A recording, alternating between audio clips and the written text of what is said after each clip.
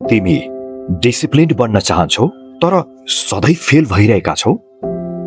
सच्चाइ के हो भने समस्या तिमी होइन, तिम्रो सिस्टमको हो। यहाँहरू सबैलाई स्वागत छ। चिसो जाडोको सास थियो। ऋतिक, जो दिल्लीको एउटा सानो फ्ल्याटमा एक्लै बस्दै थियो, आफ्नो जीवनदेखि निराश थियो। उसको जागिर ठिकठाक चलिरहेको थियो, तर भित्रबाट उसलाई लाग्थ्यो कि उसले आफ्नो जीवनमा केही ठूलो गरिरहेको छैन। ऊ प्राय सोच्थ्यो, आखिर उसलाई के चाहिएको हो। एक रात जब ऊ यत्तिकै बेडमा पल्टेर मोबाइल स्क्रोल गरिरहेको थियो, उसको नजर एउटा बुक रिभ्यूमा पर्यो। किताबको नाम थियो हाउ टु बी डिसिप्लिन्ड र लेखकको नाम थियो सेल्डन हाउ। सायद यही त्यो किताब हो जुन उसलाई चाहिएको छ। उसले तुरुन्तै किताब अनलाइन अर्डर गर्यो। 3 दिनपछि किताब उसको हातमा थियो। ऋतिकले सोच्यो, हेरौँ त आखिर यो किताब किन यति पपुलर छ। ऊ किताब लिएर बाल्कोनीमा गयो। चिसो हावा चलिरहेको थियो र टेबलमा चियाको कप राखिएको थियो। उसले किताब खोल्यो र पहिलो अध्याय पढ्न थाल्यो। पहिलो अध्यायको नाम थियो सेट क्लियर गोल्स। किताब पढ्ने बित्तिकै ऋतिकलाई यस्तो लाग्यो मानौ कसैले उसलाई ऐना देखाइरहेको छ। त्यसमा लेखिएको थियो, स्पष्ट र प्राप्त गर्न सकिने लक्ष्य तय गर्नु अनुशासनको आधार हो। लक्ष्यहरूले दिशा र प्रेरणा दिन्छन्, जसले फोकस रहन र प्रगति मापन गर्न सजिलो बनाउँछ। ऋतिकले बुझेन, यति साधारण कुरा उसले अहिलेसम्म किन बुझ्न सकेन। ऊ प्राय ठूला ठूला सपना देख्थ्यो। एक दिन आफ्नो कम्पनी खोल्ने वा डिजिटल मार्केटिङ एक्सपर्ट बन्ने। तर उसले कहिल्यै आफ्नो लक्ष्यलाई विस्तारमा योजना बनाएको थिएन। उसले अर्को अनुच्छेद पढ्यो। त्यहाँ लेखिएको थियो, यदि तिमीलाई थाहा छैन तिमी कहाँ जाँदैछौ भने तिमी कहिल्यै त्यहाँ पुग्दैनौ। यो एक लाइनले उसलाई झस्कायो। उसले सोच्यो, सही कुरा हो, म सधैँ सोचिरहन्छु केही गर्नुपर्छ, तर केही गर्नुपर्छ भन्ने नै थाहा हुँदैन। उसले किताब बन्द गर्यो र बाल्कोनीबाट भित्र गयो। उसले कोठाको सबैभन्दा शान्त ठाउँ रोज्यो र नोटबुक लिएर बस्यो।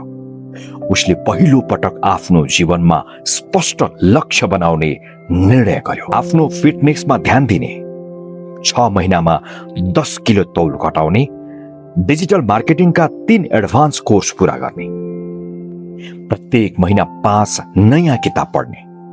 लेखिसकेपछि उसले बुक बन्द गर्यो र एउटा अनौठो सान्त्वनाको महसुस गर्यो। यो सबै गर्न सजिलो थिएन।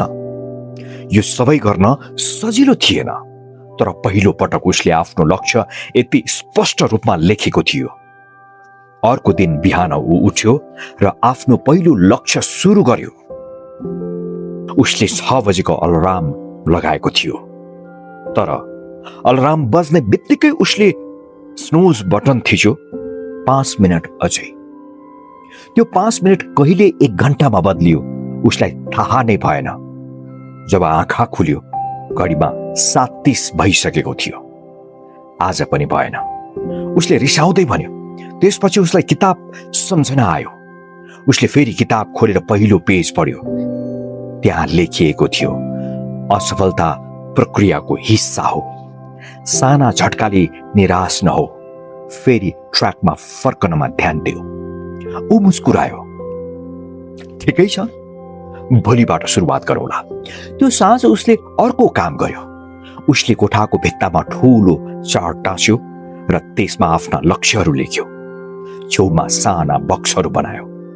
जब पनि कुनै काम पूरा गर्थ्यो एउटा बक्समा टिक गर्थ्यो। बिस्तारै केही दिनमा उसले बिहान चाँडै उठ्ने बानी बसाउन थाल्यो। ऊ पहिलो पटक पार्कमा जगिङ गर्न गयो। चिसो हावा र दौडिरहेका मानिसहरू देखेर उसलाई महसुस भयो उसले आफ्नो जीवनलाई गम्भीर रूपमा लिनै पर्छ। फर्केर उसले किताबको अर्को भाग पढ्यो। ठूला लक्ष्यलाई साना व्यवस्थापन योग्य चरणहरूमा बाँड। उसले आफ्नो फिटनेस लक्ष्यलाई साना काममा बाँड्यो। पहिलो हप्ता 15 मिनट जगिङ, दोस्रो हप्ता 20 मिनट, त्यसपछि 30 मिनट। बिस्तारै किताब उसको जीवनको मार्गदर्शक बन्न थाल्यो। तर जीवन त्यति सजिलो कहाँ थियो र? एक दिन उसकी आमाको फोन आयो। तिमीले 2 हप्तादेखि फोन किन गरेनौ? ऋतिकलाई झट्का लाग्यो। ऊ आफ्नो लक्ष्यमा यति हराएको थियो कि परिवारसँग कुरा गर्न छाडेको थियो। उसले तुरन्त फोन गर्यो र आमासँग ध्यान दिएर कुरा गर्यो। उसले बुझ्यो लक्ष्य भनेको करियर र फिटनेस मात्र होइन, सम्बन्ध पनि सन्तुलनमा राख्नुपर्छ। उसले अर्को लक्ष्य थप्यो, हरेक हप्ता आमा बाबुलाई फोन गर्ने। यसरी उसको जीवन बिस्तारै परिवर्तन हुन थाल्यो। यसरी ऋतिकको जीवन बिस्तारै परिवर्तन हुन थाल्यो। ऊ हरेक रात सुत्नु अघि आफ्नो दिनको समीक्षा गर्थ्यो।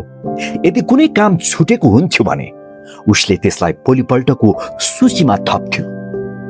किताबको पहिलो अध्यायले उसलाई बुझाएको थियो। किताबको पहिलो अध्यायले उसलाई बुझाएको थियो लक्ष्यहरू केवल लेख्नका लागि हुँदैनन्, तिनीहरूलाई बाँच्नु पर्छ। उसले सिक्यो कि लक्ष्यहरूले उसको जीवनमा दिशा दिएका छन्। तर कथा समाप्त हुँदैन। ऋतिकलाई थाहा भयो यो त केवल सुरुवात हो। सेल्डन हाउको किताबको पहिलो अध्याय त केवल एउटा झलक मात्र थियो। उसले अझै बाँकी अध्यायहरू पढ्नु पर्थ्यो र तिनमा काम गर्नु पर्थ्यो। अब हेरौँ यो किताबले मेरो जीवन कसरी बदल्छ। अर्का केही दिनमा ऋतिकको आफ्ना लक्ष्यहरूमा राम्रो काम गरिसकेको थियो। उसलाई लाग्न थाल्यो अब उसको जीवन बिस्तारै ट्र्याकमा आइरहेको छ। भित्तामा टाँसिएको चार्टमा धेरै बक्सहरू टिक भइसकेका थिए र हरेक टिकले उसलाई नयाँ ऊर्जा दिन्थ्यो। उसले सोच्यो अब किताबको अर्को अध्याय पढ्ने समय आयो। रातको खाना खाइसकेपछि ऊ आफ्नो फ्ल्याटको सानो कुनामा बस्यो। अगाडि किताब थियो। उसले बुकमार्क हटायो र अर्को पेज पल्टायो। दोस्रो पाठ थियो डेभलप अ रुटिन। यो पढ्ने बित्तिकै उसलाई महसुस भयो यो नै उसको सबैभन्दा ठूलो कमजोरी थियो। उसको जीवन यति अव्यवस्थित थियो कि केही पनि योजना अनुसार हुँदैन थियो। कहिले राति ढिलोसम्म बस्ने, कहिले बिहान ढिलो उठ्ने, विकेन्ड त पुरै खेर जाने। किताबमा लेखिएको थियो नियमित दैनिक रुटिन बनाउनु अनुशासन मजबुत बनाउने बानीहरू विकास गर्न सहयोग गर्छ। नियमित दैनिक रुटिन बनाउनु अनुशासन मजबुत बनाउने बानीहरू विकास गर्न सहयोग गर्छ। संरक्षित तालिकाको विचलन कम गर्छ। निश्चित समय छुट्याएर उत्पादकता बढाउँछ। ऋतिकले सबै कुरा ध्यान दिएर पढ्यो। उसले बुझ्यो यदि उसले जीवनमा अनुशासन ल्याउन चाहन्छ भने उसले कडा रुटिन अपनाउनै पर्छ। उसले भन्यो रुटिन भनेको जीवन बोरिङ बनाउने होइन, समयलाई सही प्रयोग गर्न सिक्ने हो। उसले तुरन्त नोटबुक निकाल्यो र आफ्नो पर्फेक्ट रुटिन लेख्यो। बिहान 6 बजे उठ्ने, 6:15 देखि 7 बजेसम्म व्यायाम, 7:30 सम्म नास्ता, 8 देखि 12 काम, 1 घण्टा लन्च ब्रेक, 1 बजेदेखि 5 बजेसम्म पुनः काम, साँझ 1 घण्टा पढाइ, सिप सिक्ने, राति 10 बजे सुत्ने। रुटिन बनाउनु सजिलो थियो तर पालना गर्न कठिन। यो कुरा उसलाई थाहा थियो। अर्को दिन बिहान 6 बजे अलार्म बज्यो।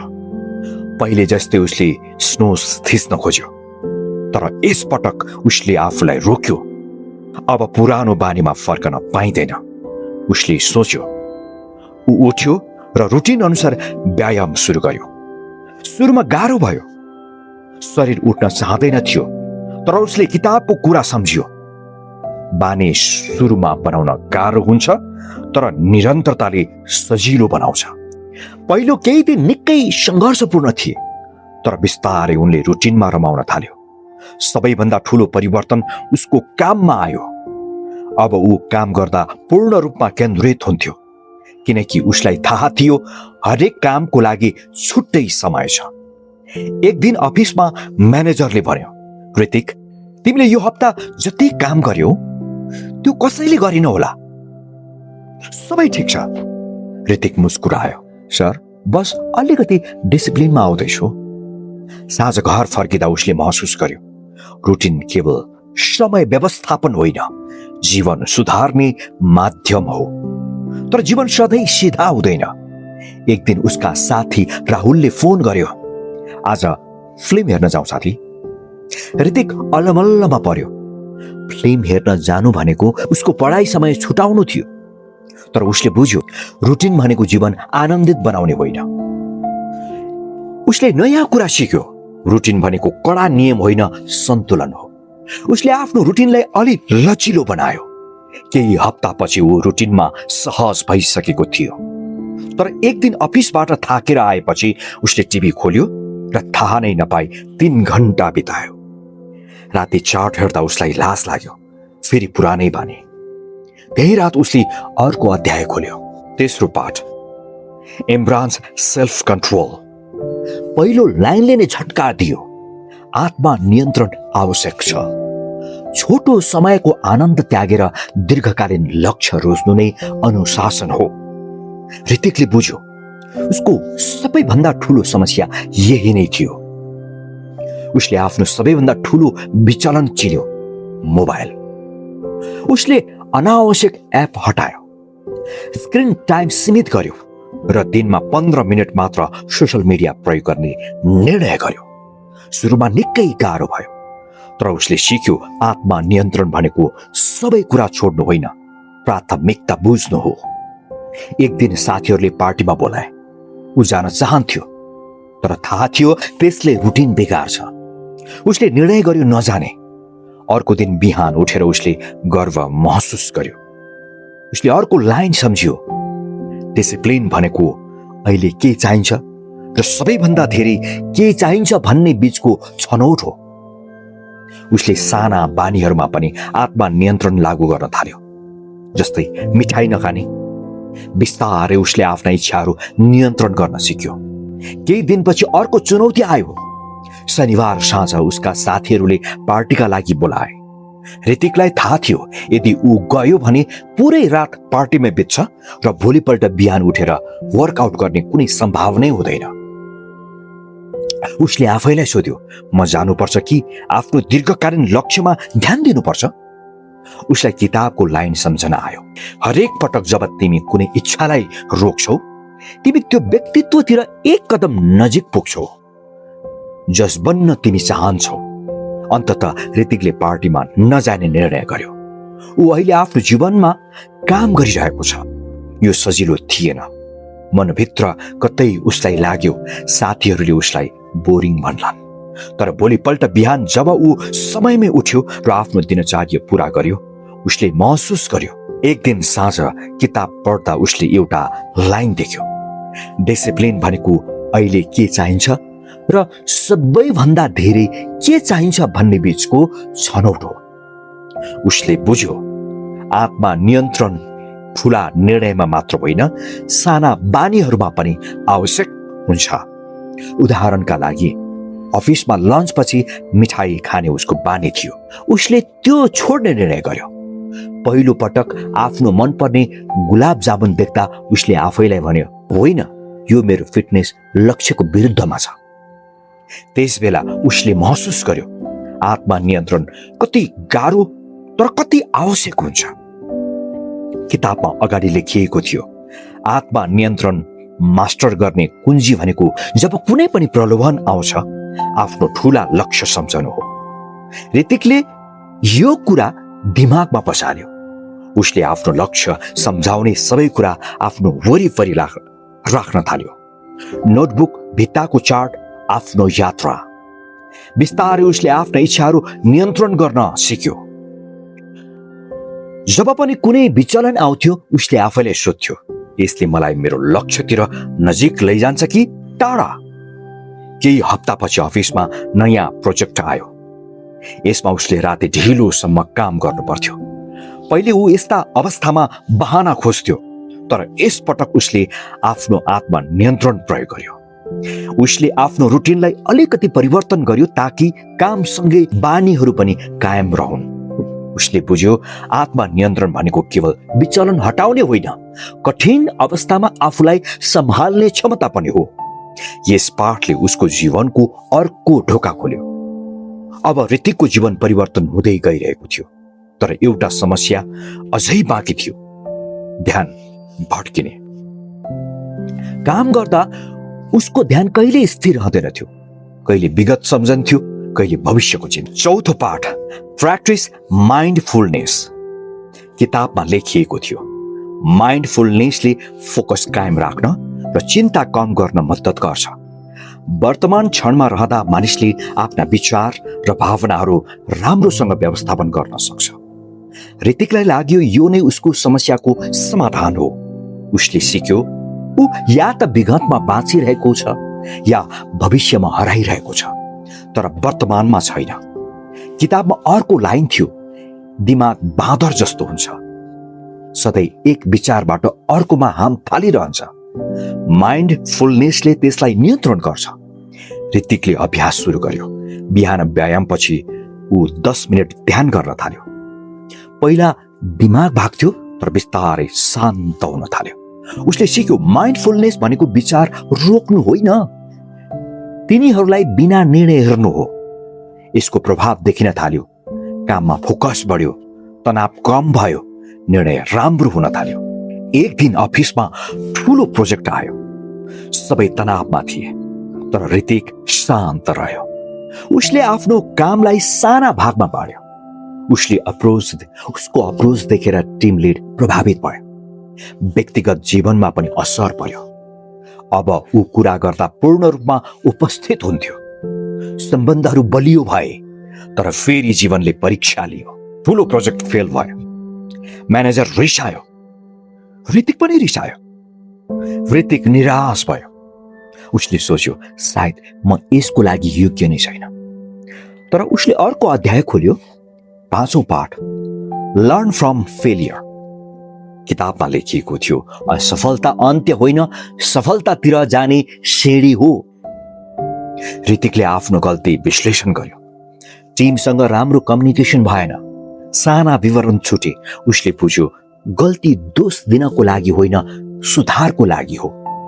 अर्को प्रोजेक्टमा उसले सबै सुधार लागू गर्यो। यसपटक ऊ सफल भयो। उसले सिक्यो डिसिप्लिन भनेको हरेक दिन पर्फेक्ट हुनु होइन, असफल भएपछि फेरि उठ्नु हो। अन्तिम पाठ कन्सिस्टेन्सी।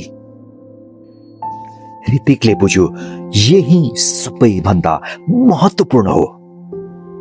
किताबले भन्यो मोटिभेसन सुरु गराउँछ, कन्सिस्टेन्सीले निरन्तर अघि बढाउँछ। अनि उसले निर्णय गर्यो हरेक दिन सानो कदम लिने। दैनिक 30 मिनट फिटनेस, दैनिक काममा फोकस, दैनिक सुधार। बिस्तारै उसको जीवन पूर्ण रूपमा बदलियो। अन्त्यमा उसले बुझ्यो डिसिप्लिन लक्ष्य होइन, यो यात्रा हो। यही ऋतिकको नयाँ सुरुवात थियो।